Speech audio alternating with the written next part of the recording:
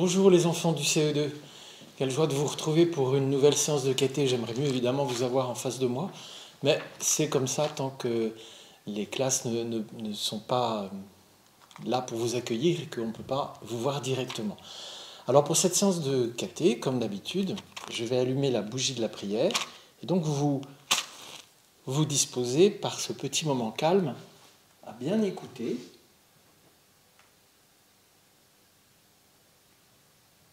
Voilà, la flamme est allumée.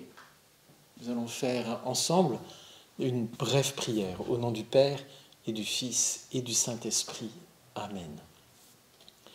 Je te remercie Jésus pour cette séance de catéchisme, pour l'enfant qui me regarde ou les enfants qui sont là et qui sont reliés entre eux, ne se voyant pas, à travers cette vidéo.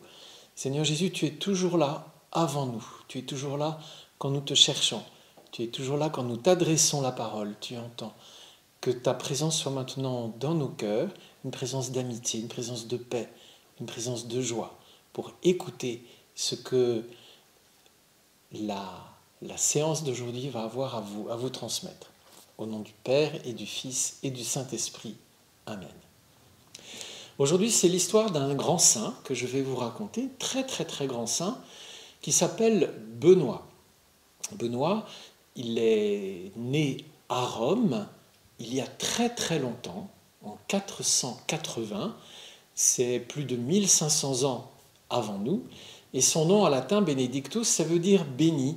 Ses parents voulaient que toute sa vie soit sous le signe de la bénédiction de Dieu.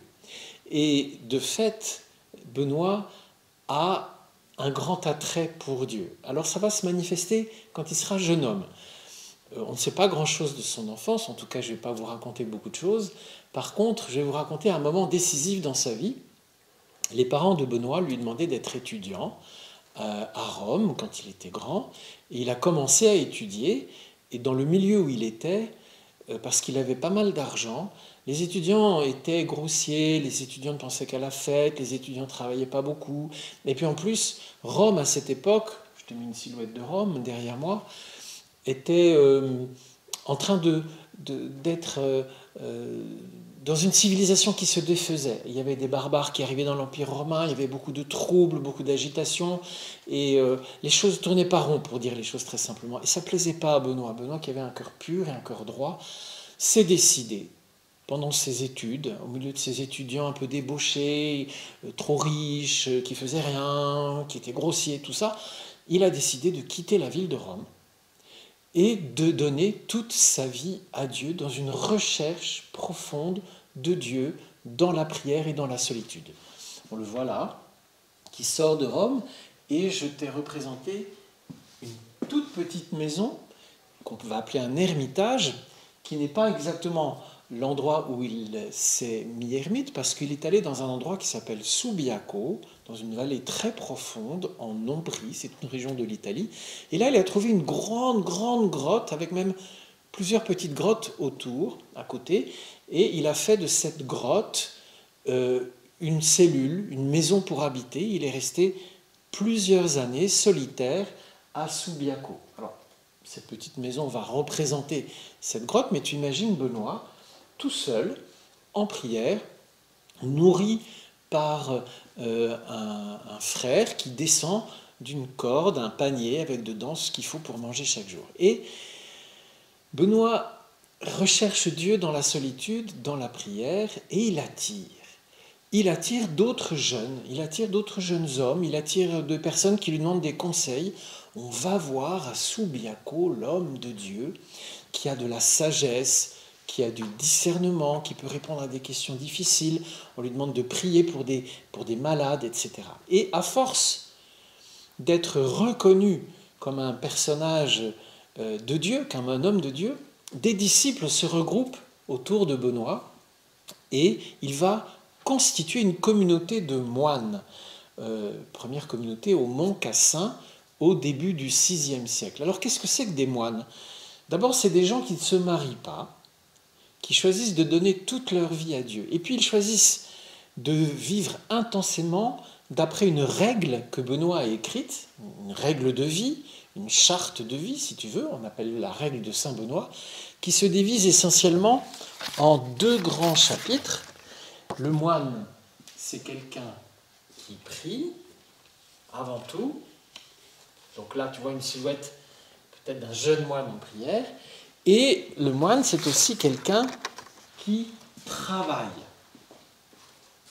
Et il alterne sa vie entre prière et travail. Et cette vie est rythmée, que ce soit le jour, que ce soit la nuit, la vie est rythmée par la prière. Benoît divise la journée des moines, qui sont donc des gens qui ne sont pas mariés, qui n'ont pas de charge de famille, qui habitent ensemble dans un monastère, chacun a sa chambre, et puis dans le monastère il y a une église, il y a un réfectoire pour la nourriture, il y a un dortoir pour dormir, il y a une bibliothèque pour travailler, etc. Puis autour du monastère, en général, il y a des champs. Et donc Benoît équilibre la vie des moines le jour et la nuit avec 7 prières tout au long du jour et de la nuit. C'est une vie très unifiée. On ne se disperse pas dans des tonnes de distractions, de choses qui nous font sortir de la pensée de Dieu. Ils apprennent, les moines, à vivre dans la présence de Dieu et dans l'amour les uns pour les autres. Parce que le grand commandement, c'est tu aimeras le Seigneur ton Dieu de tout ton cœur et ton prochain comme toi-même. Alors le monastère, les monastères que fonde Saint Benoît, c'est une école de la recherche de Dieu et de l'amour fraternel. Voilà comment Benoît, en étant d'abord ermite et solitaire, a rassemblé des disciples qu'il a constitués en communauté, il leur a donné une règle qui est prie et travail, de jour et de nuit, la prière, le travail seulement de jour, et 7 fois par jour pour louer Dieu et apprendre dans cette maison commune qu'est le monastère à chercher Dieu de tout son cœur, à l'aimer de tout soi-même et à aimer les autres dans une vie fraternelle. Alors ce monastère bénédictin, il s'est diffusé partout en Europe, tellement qu'il y avait des centaines de monastères bénédictins au fil des siècles en Europe, et à chaque fois qu'il y avait un monastère, les moines défrichaient des champs. Les moines pouvaient fonder une école ou bien construire un hospice pour les personnes âgées ou un hôpital pour les malades, une bibliothèque pour conserver les livres. Ils inventaient des nouveaux outils pour travailler le fer, pour cultiver les champs, etc.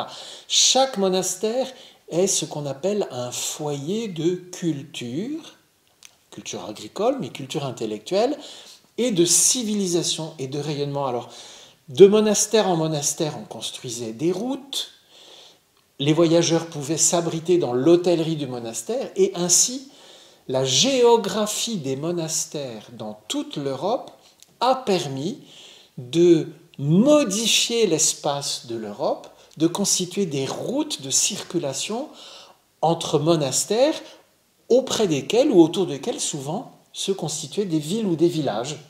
Donc il faut que tu t'imagines que la dispersion des monastères de Saint-Benoît dans toute l'Europe a permis, sur des siècles et des siècles, de donner une figure à l'Europe dans laquelle nous sommes toujours installés, parce qu'ils ont défriché des forêts, installé des vignes, installé des moulins, installé des écoles, installé des hôpitaux, etc., etc.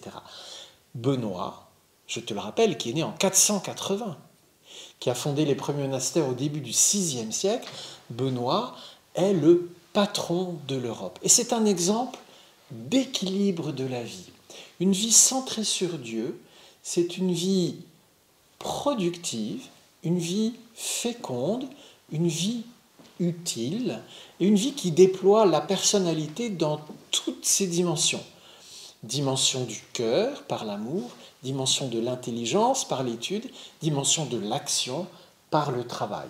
Voilà, Saint Benoît, patron de l'Europe. Et on n'oubliera pas, avant de terminer cette petite vidéo, que des femmes ont été très attirées par ce modèle de vie de la règle de saint Benoît, et c'est même la sœur de saint Benoît, scolastique, c'est son nom, qui a fondé des monastères féminins qui vivent la même règle que les monastères masculins. Il y a encore maintenant 30 000 bénédictins hommes à travers le monde et un nombre encore plus grand de bénédictines.